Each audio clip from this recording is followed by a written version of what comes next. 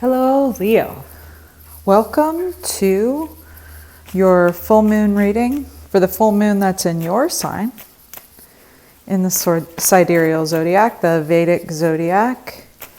This full moon is in your sign and the sun is in opposition to it in Aquarius. So this brings us information about what's going on in our lives in the Leo-Aquarius axis.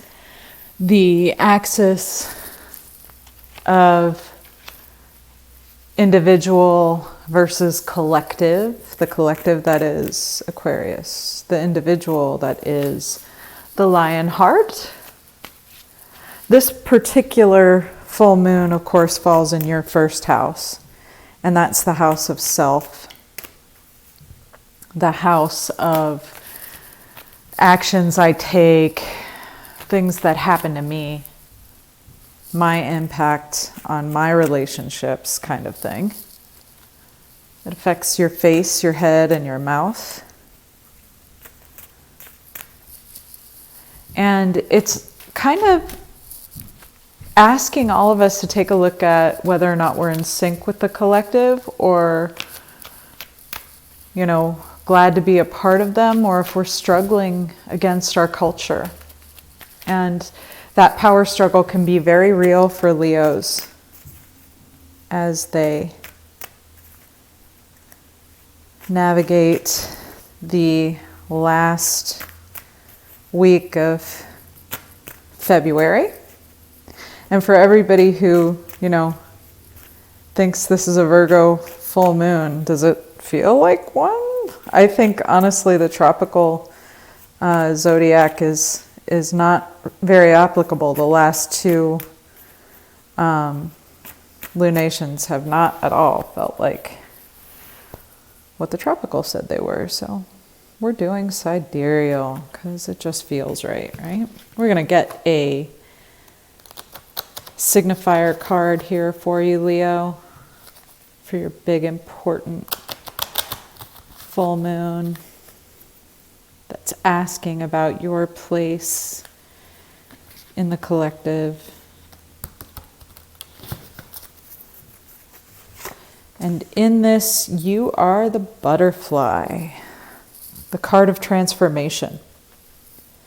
Going through that process of egg to larva, cocoon to winged creature, from being a caterpillar. And that's a huge transformation. I mean, the entire animal is completely changed and dissolved in the metamorphosis. So you're going through some big changes, and those changes are covered by scrutiny. Touching with discernment every part of the details, the classification, the taxonomy of your change. What is happening? I will get intimately close to this transformation to see what it is and what it means. You are crossed by transmutation. And that's an interesting card to have in the reverse. This is about holding poison and changing it into what could potentially be a cure. It's like the principle of homeopathy or vaccines, right? Like you have enough of the poison to build an immunity to it. And having that in the reverse, we read it as reverse because it is your obstacle card, can indicate a vulnerability, or at least a feeling of it. That kind of scrutiny over your transformation would make you feel very vulnerable. Change is a vulnerable time. When snakes shed their skin, they are particularly vulnerable. Even the membranes over their eyes become cloudy. They can't see, they can't smell. It's very disorienting, but it's also important to remember that when we're confused and feeling vulnerable, it's generally because space is being made for the transformation. So it makes perfect sense to me that, there may be some feelings of vulnerability or perhaps a lack of immunity here. But it's very important not to over-scrutinize that and to have faith. The card that crowns you is power. Stealing horses is stealing power, that old Western saying, right? It's about duty and performance of duty, the action that it takes to perform your dharma or your purpose. The actual undergoing, the formal undergoing of something happening is the power of horse. There's lots of things we can think about that could possibly happen, but don't. And horse it's happening. So this change, however vulnerable it may make you feel, however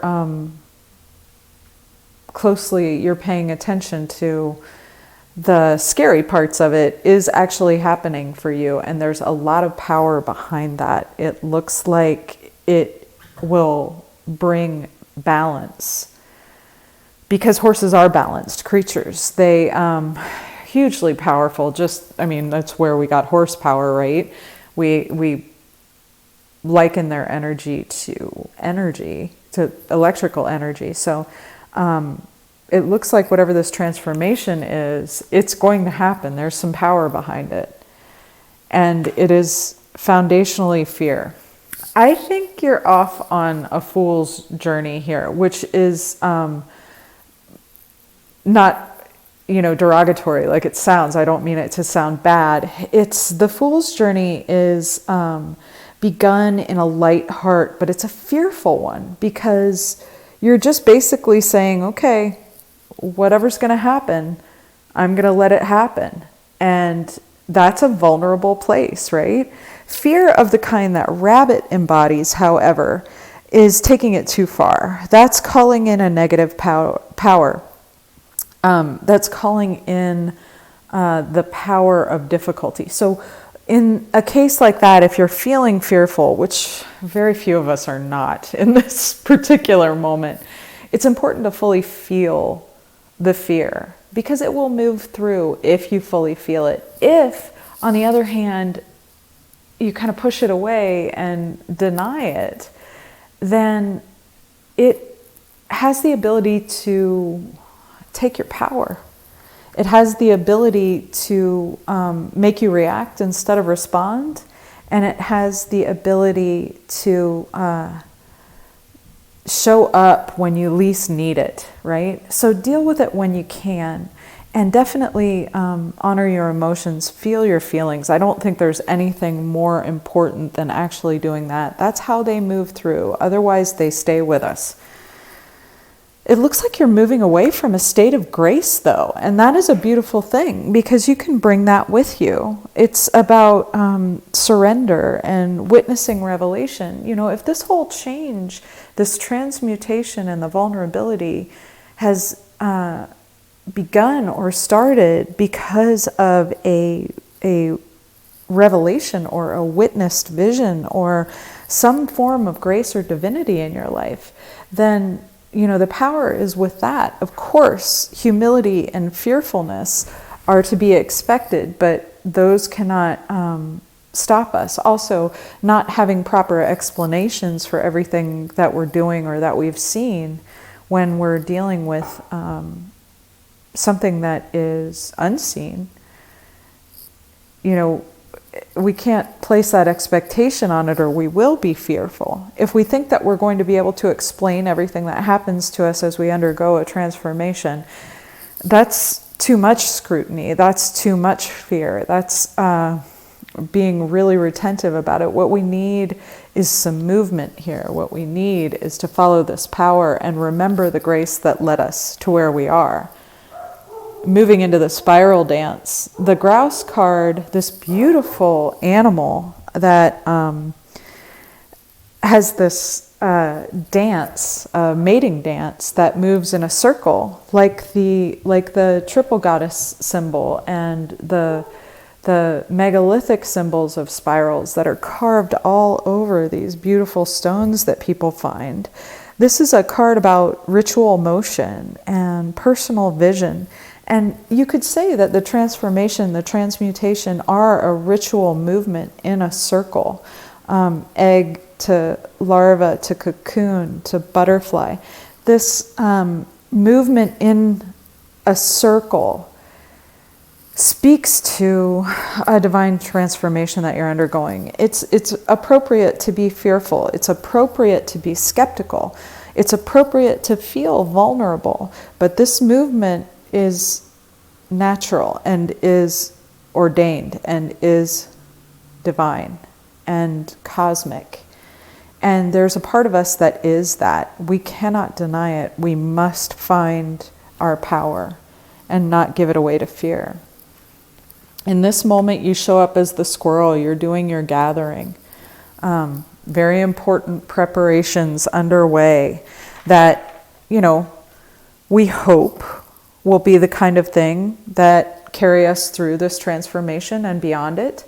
One thing that's important to remember is that we are very provided for. As much as we have a false economy that teaches us nothing but lack, we live on a planet that if you put 5 seeds into the ground, you get 1,000 back. And that is the economy of Earth. There's enough here, there's enough space, there's enough everything. We believe in lack because of fear. We believe in lack because of scrutiny.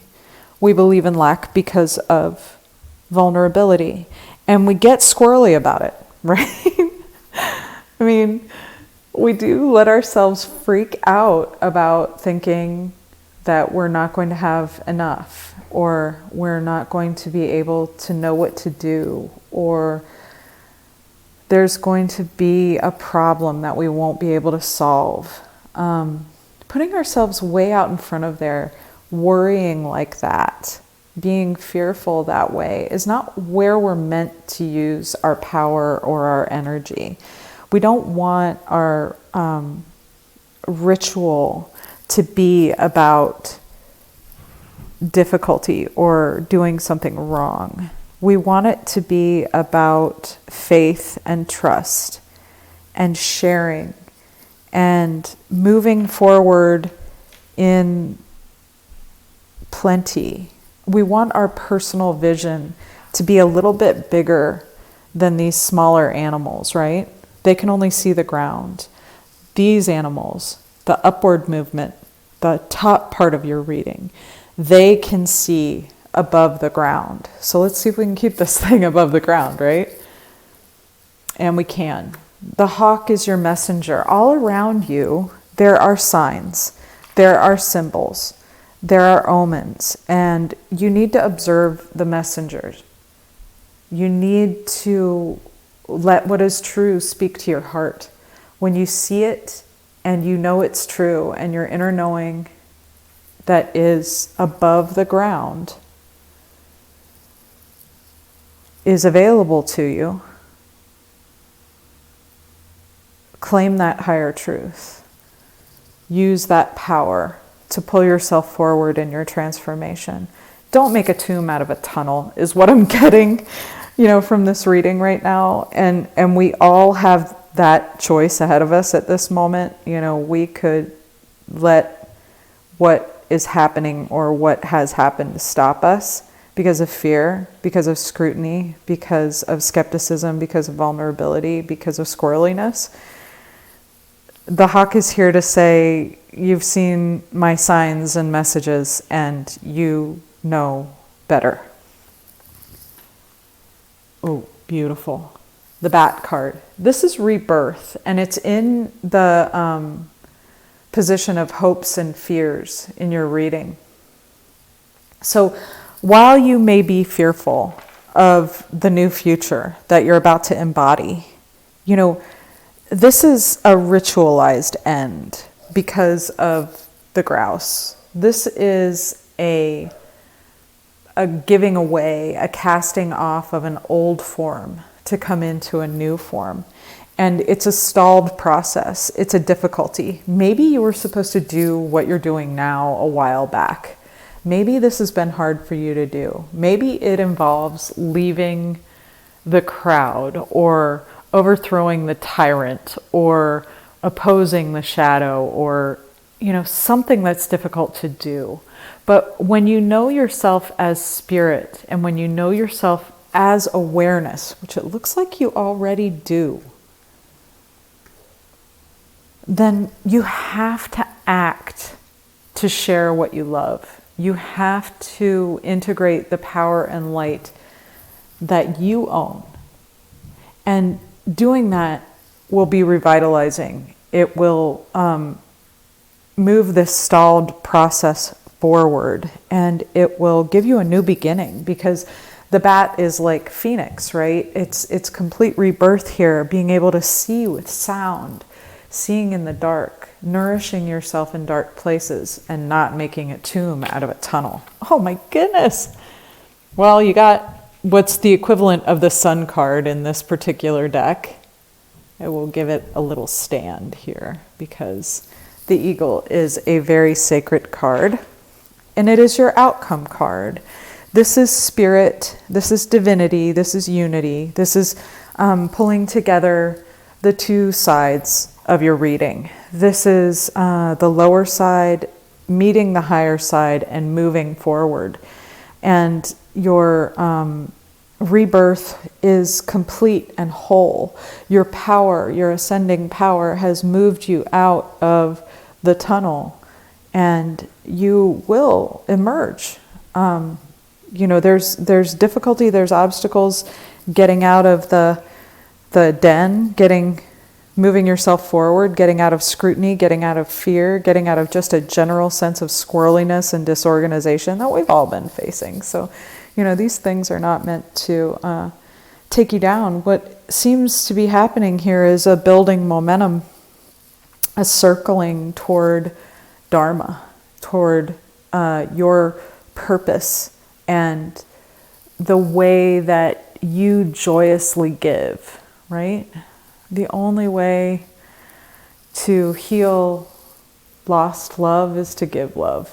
And that eagle card always reminds me of the loving option. The bottom of your deck is the hummingbird. This is the card of joy. And I love hummingbirds. If you've ever been around them, where I grew up didn't have any, and where I live now and have lived for the last 20 some odd years has them in abundance. And this is about beauty. It's about the iridescent shining in the sun, the enjoyment of wishes. And I think your whole reading really speaks to having the ability to,